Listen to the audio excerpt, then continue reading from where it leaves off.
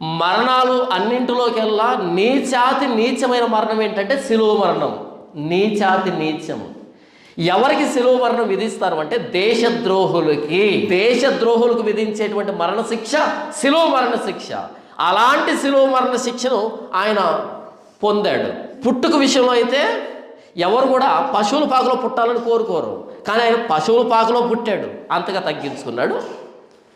పశువుల పాకలో పరుండు పెట్టబడ్డాడు, అంతగా తగ్గించుకున్నాడు. ఇక మరణ విషయానికి వస్తే దేశద్రోహులు పొందేటువంటి అలాంటి మరణ శిక్షకు ఆయన అప్పగించుకున్నాడు. యేసు ప్రభు ఎంతగా తగ్గించుకుంటున్నాడు. గొర్రెల కాపురులు చూసిన దర్శనం ఏంటి? వాళ్ళు బెత్లెహేముకు వచ్చి యేసు ప్రభుని చూస్తే ఆ దర్శనానికి ఈయనకి ఏ పొసగటం లేదే. ఈరోజు ఎవరిని తగ్గించుకుంటున్నావు దేవుడి కోసం? ఏ విషయంలో దేవుడి కోసం తగ్గించుకుంటున్నావు? యేసు ప్రభుని మహిమను వదిలిపెడితే మనం ఏం వదిలిపెట్టాము? ఏ పాపాన్ని వదిలిపెట్టాము? ఏ దుర్మార్గాన్ని వదిలిపెట్టాము? ఏ అలవాటును వదిలిపెట్టాము? ఏమీ వదిలిపెట్టలేదు కదా. కానీ మనమంతా క్రైస్తవులమని ఈ డిసెంబర్ 25 పండగ చేయడానికి సిద్ధపడుతున్నాం, పండగకి ప్రిపేర్ అయిపోతున్నాం కదా.